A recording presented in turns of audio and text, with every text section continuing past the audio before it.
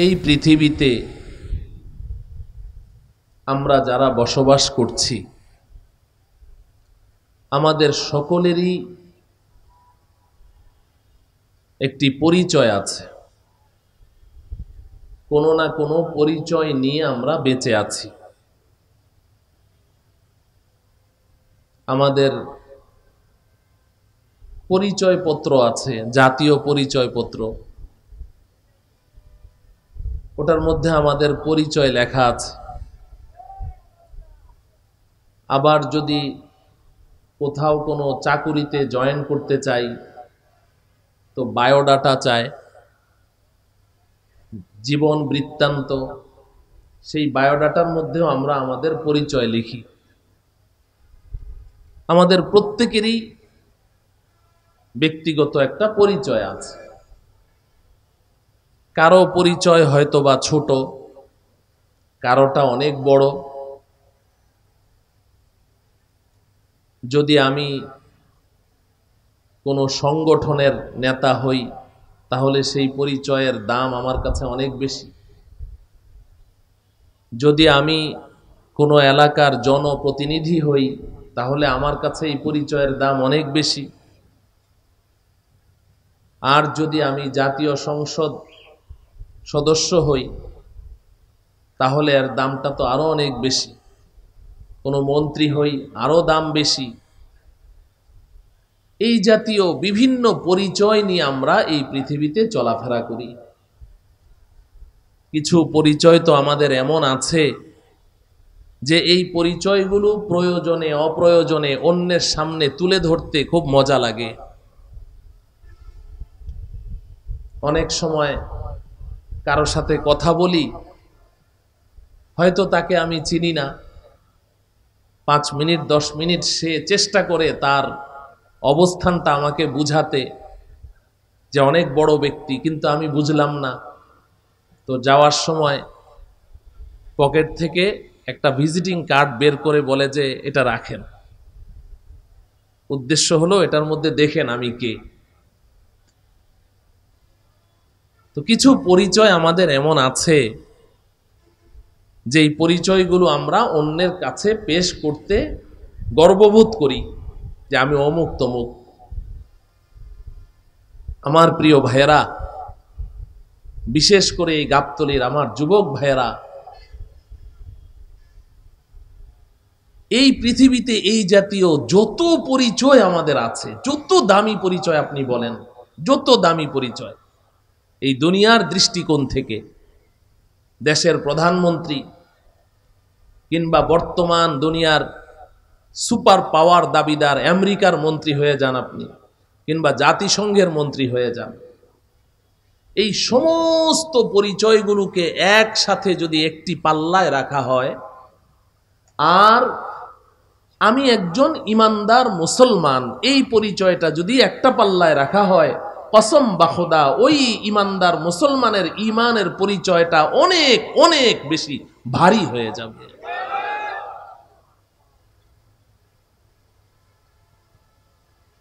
দুনিয়ার এই সমস্ত পরিচয়, এই জাতীয় পরিচয়গুলো আমরা অনেক সময় অপাত্রে ব্যবহার করি। সুযোগ সুবিধা নেই এই সমস্ত পরিচয় দিয়ে। ধরুন একজন মার্ডার কেসের আসামি, অনেকগুলো অপরাধ করেছে, 20, 25, 30টা মামলা আছে। মামলা মানে আবার আমাদের দেশের আদালতের মামলা না, 100, 200, 300 মামলা, সব মিথ্যা। এই মামলা না, সত্য মামলাই আছে। ধরেন এমন একজন ব্ল্যাক লিস্টেড একজন আসামিকে কয়েক গাড়ি পুলিশ এসে তার বাড়ি ঘেরাও করে অনেক খোঁজাখুঁজি করে তাকে অ্যারেস্ট করে ফেলল। ফাঁসির অর্ডার হওয়া আসামি, এমন আসামি, দাগী আসামি, যার অত্যাচারে পুরা এলাকাবাসী অতিষ্ঠ, এমন একজন আসামিকে পুলিশ এসে ধরে ফেলল। ভ্যানে উঠালো, এর মধ্যেই দারোগার মোবাইলটা বেজে উঠল। মোবাইল রিসিভ করা মাত্রই অপর প্রান্ত থেকে বলছে যে যাকে অ্যারেস্ট করেছ সে আমার ভাগিনা, আমি অমুক সচিব সাহেব বলছি। সাথে সাথে স্যার আর কিছু বলা লাগবে না স্যার, বাস মোবাইলটা রেখেই ওই আসামিটাকে যে স্যার আপনাকে কি বাড়িতে পৌঁছায় দিব না, আপনি একা যেতে পারবেন, বাস ছেড়ে দিচ্ছে।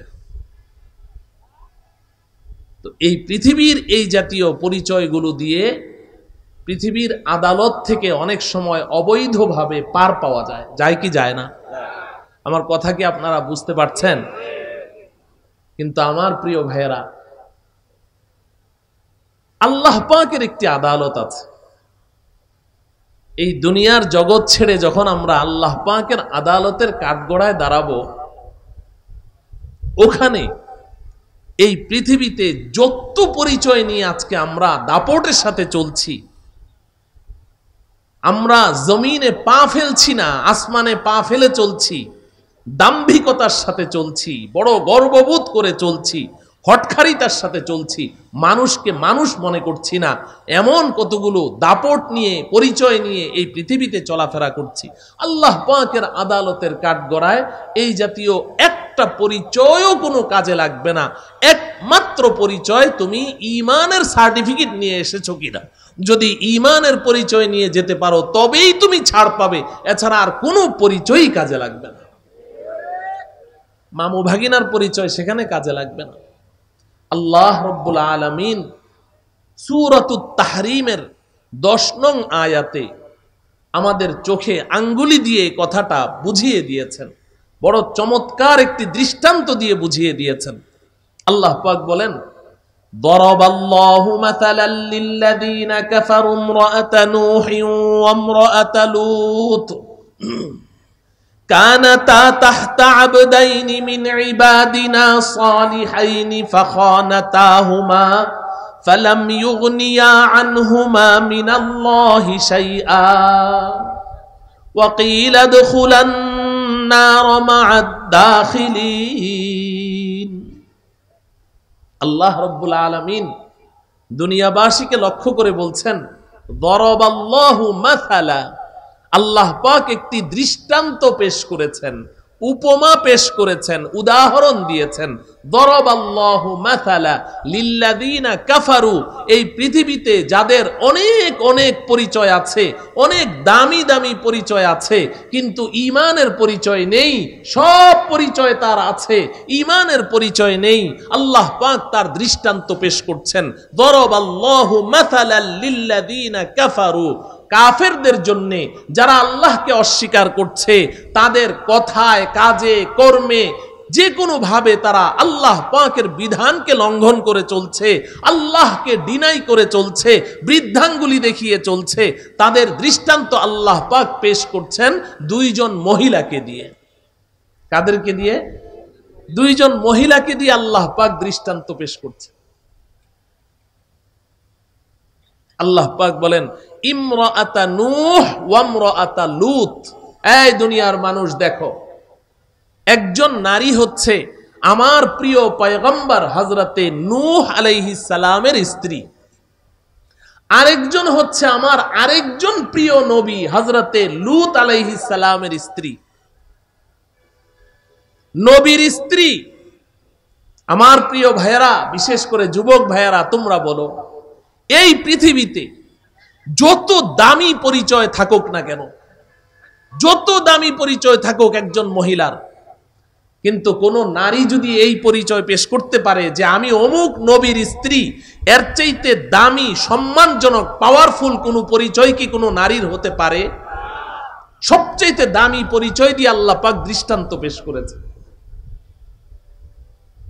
নূহ পয়গম্বর, আল্লাহ পাকের প্রিয় পয়গম্বর হযরতে নূহ আলাইহিস সালাম, তার স্ত্রী আরেকজন আল্লাহ পাকের প্রিয় পয়গম্বর হযরতে লূত আলাইহিস সালামের স্ত্রী, নবীর স্ত্রী। আল্লাহ পাক বলেন, কানাতা তাহতা আবদাইনি মিন ইবাদিনা সালিহাইন। এই 2 জন মহিলাকে আমি আল্লাহ এই পৃথিবীর বুকে সবচাইতে সম্মানজনক পরিচয় নবীর স্ত্রীর পরিচয় দান করেছি। তারা পৃথিবীতে নবীর স্ত্রীর পরিচয় নিয়ে চলাফেরা করেছে। সবচাইতে সম্মানজনক পরিচয় তাদেরকে দিয়েছিলাম। আল্লাহ পাক বলেন ফাখানাতাহুমা, কিন্তু এই দুই হতভাগিনী, এই দুই পোড়া কপালিনী, এরা আমার সেই দুইজন প্রিয় পয়গম্বরের সাথে গাদ্দারি করেছে, নিমক হারামি করেছে। ফাখানাতাহুমা, সম্মান তো দিয়েছিলাম অনেক উঁচু সম্মান, মর্যাদা দিয়েছিলাম সবচেয়ে বেশি মর্যাদা, কিন্তু তারা আমার দুই নবীর সাথে গাদ্দারি করলো, নিমক হারামি করলো। তারা আমার দুই পয়গম্বরের উপরে ঈমান আনলো না। নূহ পয়গম্বরের স্ত্রী হযরতে নূহ আলাইহিস সালামের উপরে ঈমান আনেনি। লূত আলাইহিস সালামের স্ত্রী নূহ লূত পয়গম্বরের উপরে ঈমান আনেনি, বরং পয়গম্বরের দুশমনদের সাথে তারা গোপনে আতাত করেছে, তাদের সাথে যোগাযোগ ছিল, গাদ্দারি করেছে। আল্লাহ রাব্বুল আলামিন বলেন ফালাম ইউগনিয়া আনহুমা মিনাল্লাহি শাইআ, হাসরের ময়দানে আল্লাহ পাকের আদালতের কাঠগড়ায় যখন এই দুই নারীকে দাঁড় করানো হবে, তাদেরকে জিজ্ঞাসা করা হবে পরিচয় কি, পরিচয় পেশ করো। একজন বলবে রব্বুল আলামিন, আমি আপনার প্রিয় পয়গম্বর নূহ আলাইহিস সালামের স্ত্রী, আমাকে চিনেন না। আরেকজন বলবে রব্বুল আলামিন, আমি আপনার পয়গম্বর লূত আলাইহিস সালামের স্ত্রী। আল্লাহ রব্বুল আলামিন বলেন ফালাম ইউগনিয়া আনহুমা মিনাল্লাহি শাইআ, নবীর স্ত্রীর পরিচয় সেই দিন তাদেরকে আল্লাহর আযাব থেকে, আল্লাহর গজব থেকে রক্ষা করতে পারবে না। তাদের কাছে ঈমানের পরিচয় চাওয়া হবে। ঈমানের পরিচয় আছে কি? তারা তো ঈমানের পরিচয় পেশ করতে পারবে না, বিধায় আল্লাহর পক্ষ থেকে ঘোষণা এসে যাবে ওয়াকিলা দুখুলান নার মা'আদ দাখিলিন। আল্লাহ পাক বলবেন, রে হতভাগিনীরা, তোদেরকে আমি এত দামি পরিচয় দিয়েছিলাম, এত গুরুত্বপূর্ণ মর্যাদায় তোদেরকে সমাসীন করেছিলাম পৃথিবীর বুকে, কিন্তু তোরা এই মর্যাদার তোরা শুকরিয়া আদায় করিসনি। তোরা গাদ্দারি করেছিস, আমার পয়গম্বরের সাথে গাদ্দারি করেছিস, ফলশ্রুতিতে আমি আল্লাহর সাথে গাদ্দারি করেছিস, নাফরমানি করেছিস। অতএব সেই পৃথিবীর ওই দামি পরিচয় নবীর স্ত্রী আমার কাছে এক পয়সারও কোনো দাম নাই। যা জাহান্নামীদের সাথে চিরদিনের জন্য জাহান্নামে নিক্ষিপ্ত হয়ে যা। নাউযুবিল্লাহ। ও আমার প্রিয় ভাইরা, সুস্পষ্টভাবে বোঝা গেল যে এই পৃথিবীতে আমি যত পরিচয় নিয়েই, যত পদবি নিয়ে লাফালাফি করি, দাপটের সাথে চলি, দাপট দেখাই, এই শুধু মাটির নিচে যাওয়ার আগ পর্যন্তই। এগুলো একটাও আমার কোনো কাজে লাগবে না, এরপরে সব শেষ, সব শেষ। আমাকে ঈমানের পরিচয় নিয়ে আল্লাহ পাকের আদালতের কাঠগড়ায় দাঁড়াতে হবে, ঈমানের পরিচয় নিয়ে। আল্লাহ রাব্বুল আলামিন আমাদের সবাইকে এই কথাটুকু বুঝার তৌফিক দান করুন। মুফাসসিরিনে কেরাম এই আয়াতের তাফসীরে পরিষ্কার লিখেছেন যে এই আয়াত থেকে আল্লাহ পাক এই দুনিয়ার মানুষকে এই মেসেজ দিয়ে দিয়েছেন যে দুনিয়াতে একজনের ঈমান আরেকজনের কাজে লাগবে না, একজনের ঈমান আরেকজনের কোনো কাজে লাগবে না। এই কথাটা খুব ভালো করে বুঝে নেন।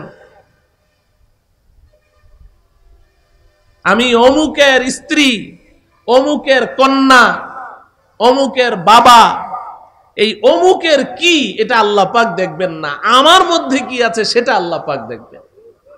আমি আমার নিজেকে কতটুকু তৈরি করতে পেরেছি, একজনের ঈমান আরেকজনের জন্য কাজে লাগবে না। আবার একজন যদি কাফের হয়, ওর কুফরি আরেকজনকে কোনো ক্ষতি করতে পারবে না। এই 11 নম্বর আয়াতে আল্লাহ পাক আবার সেই দৃষ্টান্তও দিয়েছেন যে নবীর স্ত্রী হয়ে নিজে ঈমানের মালিক না হওয়ার কারণে চিরদিন জাহান্নামে জ্বলবে। আর পরের আয়াতে আল্লাহ পাক বলছেন যে এই পৃথিবীর সবচেয়ে বড় নাফরমান ফেরাউনের স্ত্রী হয়ে ঈমানের পরিচয় থাকার কারণে আসিয়ার জন্য আল্লাহ পাক দুনিয়াতেই জান্নাতের শুভ সংবাদ দিয়ে দিয়েছে। অতএব তুমি তোমার নিজেকে কতটুকু তৈরি করতে পেরেছ, নিজে কতটুকু ঈমানের মালিক হতে পেরেছ। আরে কন্যার পরিচয় দিয়ে তো খুব লাফালাফি, অমুকের কন্যা, সিংহ কন্যা, বাঘ কন্যা, বিলাই কন্যা, ইঁদুর কন্যা, কত কন্যা, কন্যাদের জ্বালায় অতিষ্ঠ। কিন্তু লাফালাফি তো আখিরাতে তো কি হবে আল্লাহই ভালো জানেন। দুনিয়াতেই আল্লাহ দেখিয়ে দিয়েছেন যে এই কন্যার লাফালাফি এটা বেশি দিন চিরস্থায়ী হয় না। ঠিক তদ্রূপ স্ত্রীর পরিচয়, এটাও আল্লাহর কাছে কোনো কাজে লাগবে না। তোমার নিজের পরিচয় কি সেটা বলো। আমার প্রিয় ভাইয়েরা, বুখারী শরীফের মধ্যে এসেছে নবীজি সাল্লাল্লাহু আলাইহি ওয়াসাল্লাম তার কন্যা হযরতে ফাতেমাকে ডেকে বলছেন, ইয়া ফাতিমা আনকিদি নাফসাকি আনিন নারিল হাতিমা ফাইন্নী লা উগনি লাকি মিনাল্লাহি শাইআ। ও আমার কলিজার টুকরা ফাতেমা, জাহান্নামের আযাব থেকে বাঁচতে চাও, আল্লাহ পাকের গজব থেকে বাঁচতে চাও, নিজের ঈমানের পরিচয় নিয়ে আল্লাহর আদালতের কাঠগড়ায় দাঁড়াও। ফাইন্নী লা উগনি লাকি মিনাল্লাহি শাইআ।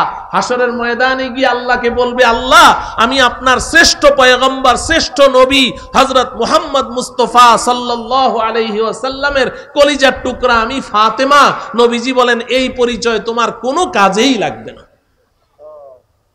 কোনো কাজে লাগবে না। আনকিদি নাফসাকি আনিন নারিল হাতিমা।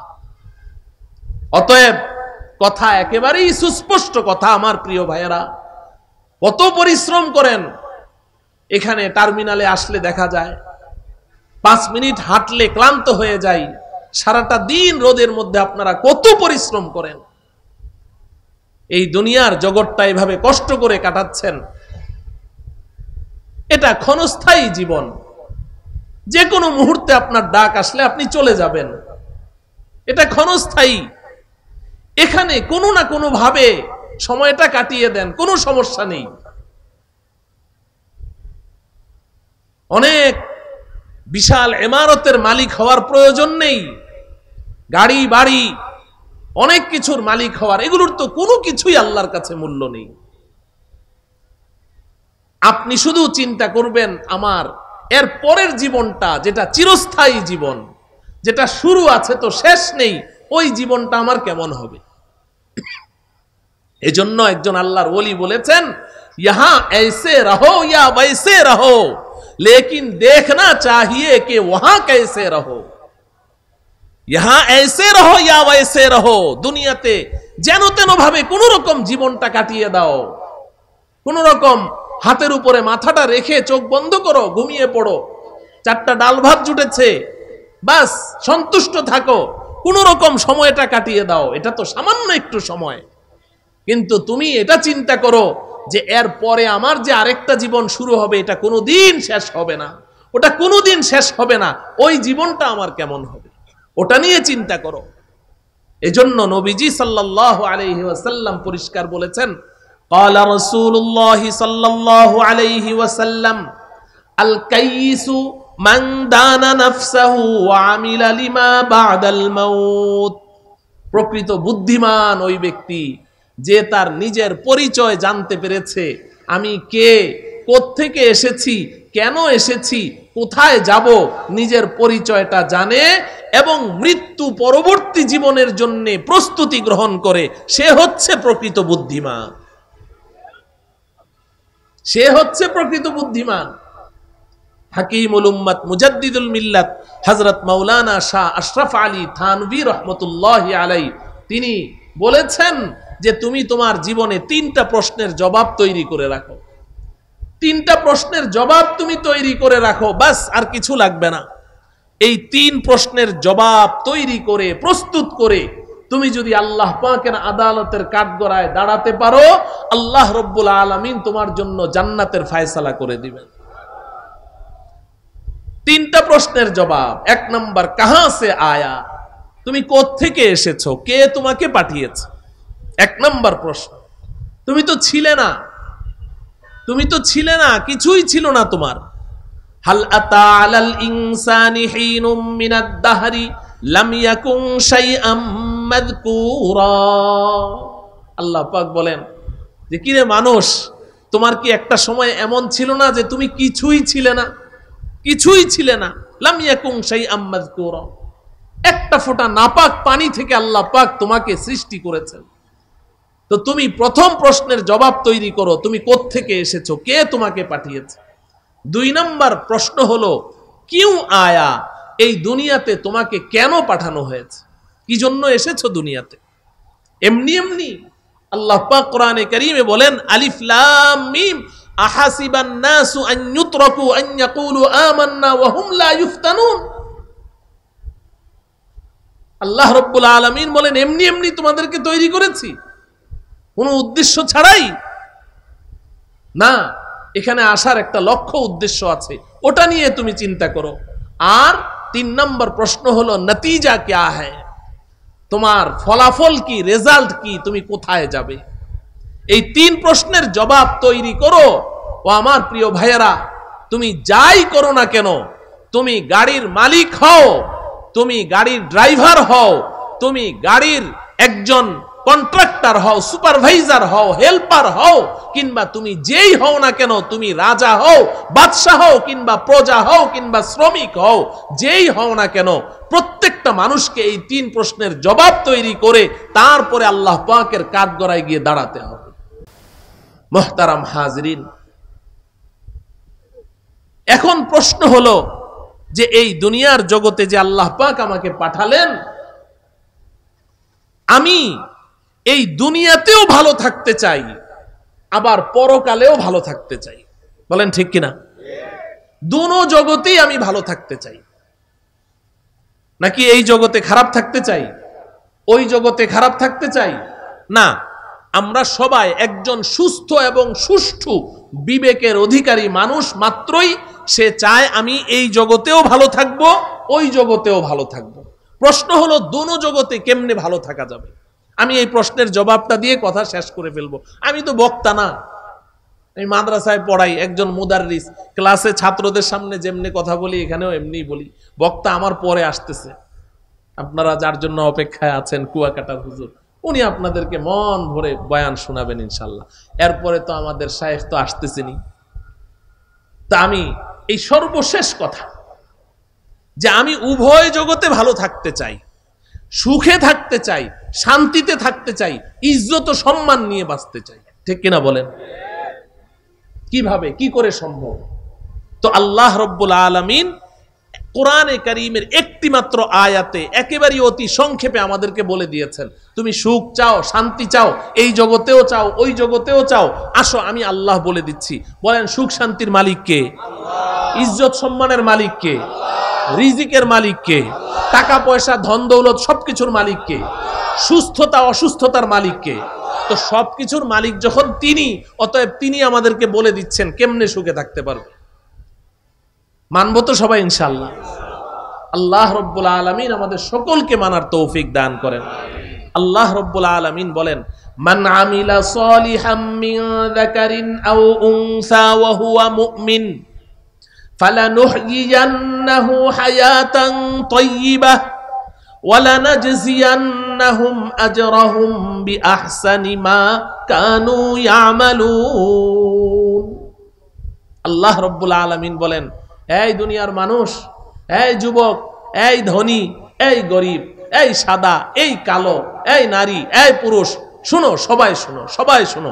আল্লাহ বলছেন মিন যাকারিন আও উনসা, নারী পুরুষ সবাই শুনো, সবাই শুনো।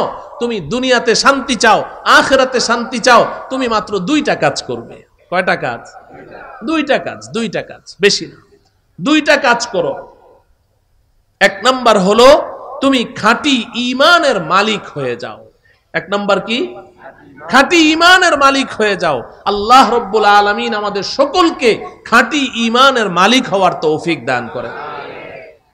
আর দুই নাম্বার হলো এই ঈমানের সাথে তুমি আমলে সালেহ করো। ঈমানের সাথে কি করবে?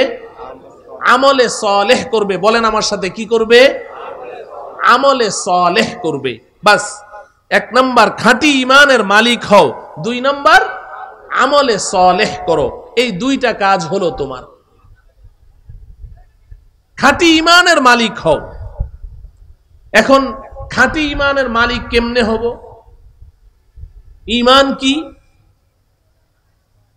তো বুখারী শরীফের মধ্যে এসেছে নবীজি সাল্লাল্লাহু আলাইহি ওয়াসাল্লামের একেবারেই শেষ জীবনের ঘটনা। নবীজির নবুয়তি জিন্দেগি শেষ, নবীজির এই দুনিয়া থেকে বিদায় গ্রহণ করার কিছুদিন আগের ঘটনা। হযরতে ওমর ইবনুল খাত্তাব রাদিয়াল্লাহু তাআলা আনহু থেকে হাদিসটি বর্ণিত। হযরতে ওমর ফারুক রাদিয়াল্লাহু তাআলা আনহু বলেন, বাইনা নাহনু ইনদা রাসূলিল্লাহি সাল্লাল্লাহু আলাইহি ওয়াসাল্লাম ইজ তালা আলাইনা রাজুলুন শাদীদু বায়াদিস সিয়াবি শাদীদু সাওয়াদিশ শা'রি লা ইউরা আলাইহি আতারুস সাফারি ওয়ালা ইয়ারিফুহু মিন্না আহাদুন হাত্তা দানা ইলান নবী সাল্লাল্লাহু আলাইহি ওয়াসাল্লাম ফাআসনাদা রুকবাতাইহি ইলা রুকবাতাইহি ওয়া ওয়াযআ কাফাইহি আলা ফাখিদাইহি। হযরতে ওমর রাদিয়াল্লাহু তাআলা আনহু বলেন, একদিন আমরা নবীজির সাথে বসে আছি মজলিসের মধ্যে। এই যে আপনারা যেভাবে বসে আছেন, যে আমরা সবাই সাহাবায়ে কেরাম আমরা সবাই নবীজির মজলিসে বসে আছি, হঠাৎ করে একজন মানুষ এসে ঢুকলো, অপরিচিত, পোশাক আশাক একেবারেই সাদা ধবধবে, চুলগুলো নিকোষ কালো, একদম টকবগে যুবক, পরিপাটি। তার চেহারার মধ্যে কোনো সফরের কোনো চিহ্ন নেই যে অনেক দূর থেকে এসেছে। মরুভূমি পাড়ি দিয়ে আসলে চুলগুলো এলোমেলো থাকবে, ধুলামলিন থাকবে না, একেবারেই পরিপাটি, মনে হয় যেন এই পাশের ঘর থেকেই বের হয়ে আসলো।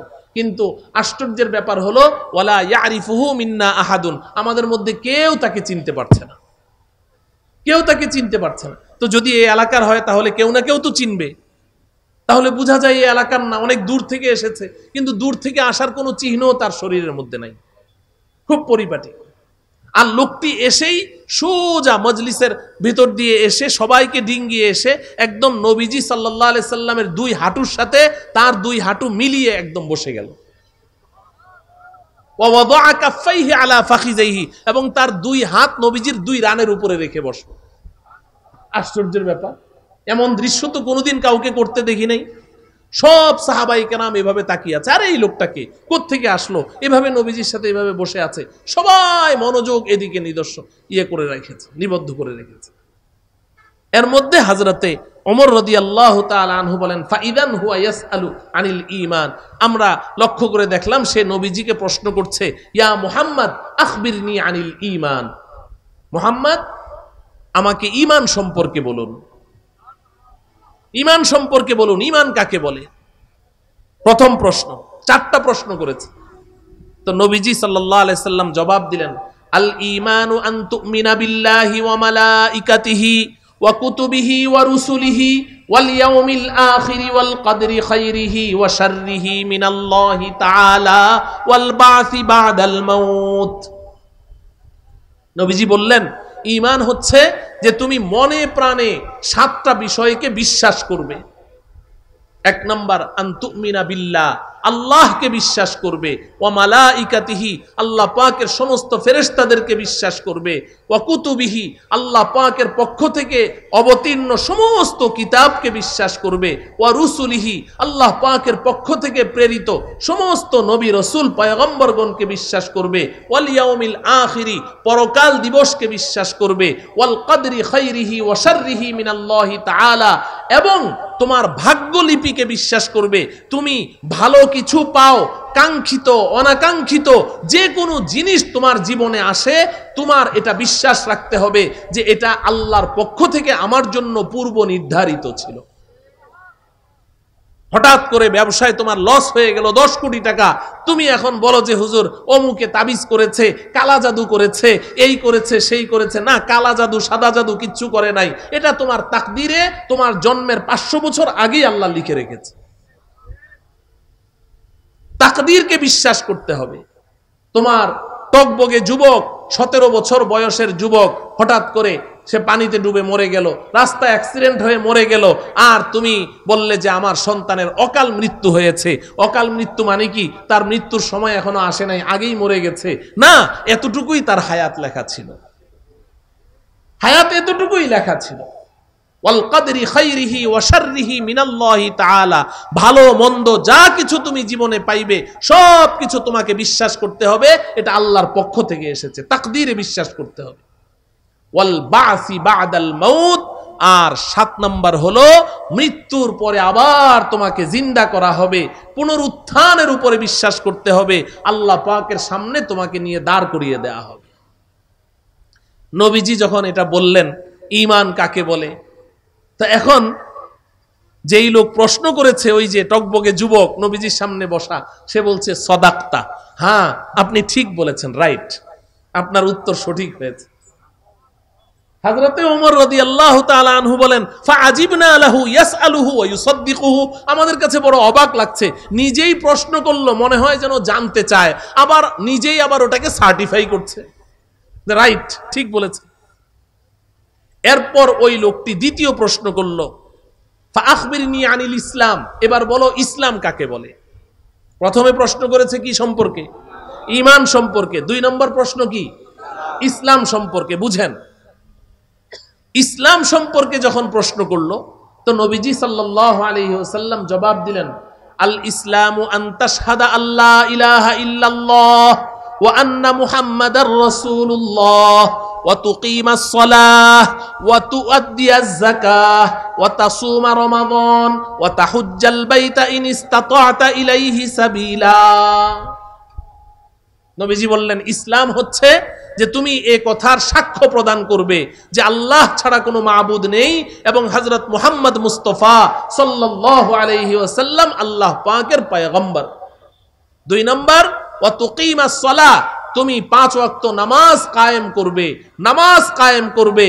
3 নম্বর, ওয়া তুআদ্দিয়াজ যাকাহ, পাই পাই হিসাব করে যাকাত আদায় করবে। 4 নম্বর, ওয়া তাসুমা রমাদান, রমাজানুল মুবারকের প্রত্যেকটা রোজা সঠিকভাবে আদায় করবে।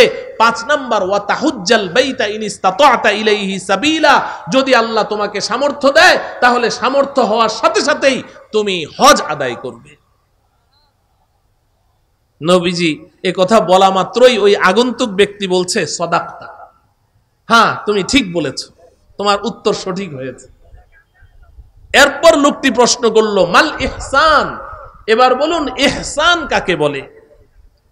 ইহসান কাকে বলে? ঈমান তো জানলাম, ইসলাম তো জানলাম, ঈমান গ্রহণ করার পরে কেউ যদি এই ইসলামের উপরে পুরোপুরি ভাবে 100% যদি সে চলতে পারে তাহলে সে ইহসানের মর্যাদায় উত্তীর্ণ হয়ে যায়। ওই ইহসানের মর্যাদাটা কি? নবীজি সাল্লাল্লাহু আলাইহি ওয়াসাল্লাম বললেন, ইহসানের মর্তবায় যে উন্নীত হয় সেই মর্তবাটা হলো আন তা'বুদাল্লাহা কাআন্নাকা তারাহু ফাইল্লাম তাকুন তারাহু ফাইন্নাহু ইয়ারাকা। তুমি যদি ইহসানের মর্যাদায় উন্নীত হতে চাও, অর্থাৎ একজন ঈমানদার মুসলমান আল্লাহ পাকের নৈকট্য লাভ করতে করতে করতে করতে একেবারেই আল্লাহ পাকের নিকটে চলে যায়, তো এটাকে ইহসান বলা হয়। তুমি সেই মর্তবায় উন্নীত হতে চাও, তাহলে শুনো, ওই মর্তবায় উন্নীত হতে গেলে তুমি এমন ভাবে ইবাদত করবে, ইবাদত যখন শুরু করবে তখন তোমার অবস্থা এমন হবে মনে হয় যেন তুমি তোমার রবকে দেখে দেখে ইবাদত করছো। আন তা'বুদাল্লাহা কাআন্নাকা তারাহু, নামাজ শুরু করেছো, শুরু থেকে শেষ পর্যন্ত পুরাটা অবস্থা তোমার এমন হবে যে তুমি যেন তোমার রবকে দেখতে পাচ্ছ, দেখে দেখে নামাজ পড়ছো। কিন্তু এই পৃথিবীর বুকে আল্লাহকে দেখা কি সম্ভব? দেখা সম্ভব নয়। এজন্য নবীজি সাথে সাথে বললেন, ফাইল্লাম তাকুন তারাহু ফাইন্নাহু ইয়ারাকা, যদিও তুমি তাকে দেখতে পাচ্ছ না, তবে অন্তত পক্ষে তোমার মধ্যে এই অবস্থার সৃষ্টি হয়ে যেতে হবে, পুরাটা ইবাদত চলাকালীন তোমার মধ্যে এই অবস্থা বিরাজমান থাকবে যে তিনি আমার দিকে তাকিয়েই আছেন। এটা হলো ইহসান। এরপর 4 নম্বর প্রশ্ন করেছে, মাতা সাআ, কিয়ামত কবে হবে? তো নবীজি সাল্লাল্লাহু আলাইহি সাল্লাম বললেন, মাল মাসউলু আনহা বিআলামা মিনাস সাইল, এই আগন্তুক ব্যক্তি, কিয়ামত সম্পর্কে তুমি আমাকে প্রশ্ন করছো, প্রশ্নকারীর তুলনায় যাকে প্রশ্ন করেছো সে অতিরিক্ত কিছুই বলতে পারে না। তুমি যা জানো আমিও তাই জানি, তোমার চেয়ে আমি বেশি কিছু জানি না, তবে কিয়ামতের কিছু নিদর্শন আমি তোমাকে বলে দিতে পারি। নবীজি তাকে কিছু নিদর্শন বললেন, হাদিস অনেক লম্বা। এরপরে লোকটি চলে গেল, লোকটি উঠে চলে গেল। দরজা দিয়ে বের হওয়া মাত্রই নবীজি বললেন, রুদ্দুহু রুদ্দুহু, লোকটিকে ডাকো, লোকটিকে ডাকো। এটা বলা মাত্রই কয়েকজন সাহাবী উঠে দৌড় দিলেন। বাইরে গিয়ে ফালাম ইয়ারাউ শাইআন, গিয়ে দেখেন কেউ নাই, কিচ্ছু নাই। আরে গেল কোথায়? এই মাত্র লোকটি বের হলো, গেল কোথায়? ফালাম ইয়ারাউ শাইআন। নবীজি সাল্লাল্লাহু আলাইহি ওয়াসাল্লাম তখন বললেন যে তোমরা দেখবে কি? হাদা জিবরাইলু আতাকুম ইউআল্লিমুকুম দীনাকুম, আরে এটা তো কোনো মানুষ না, উনি তো ছিলেন জিবরাইল আলাইহিস সালাম, এসেছেন তোমাদেরকে দ্বীন শিক্ষা দেওয়ার জন্য, তোমাদেরকে দ্বীন শিক্ষা দেওয়ার জন্য এসেছেন। আমার প্রিয় ভাইয়েরা, বিশেষ করে আমার যুবক ভাইয়েরা, তাহলে তোমার পরিচয় কি? তোমার পরিচয় কি? যে আমি মালিক সমিতির অমুক, এই পরিচয়, এই পরিচয় নিয়ে তুমি বাঁচতে চাও না।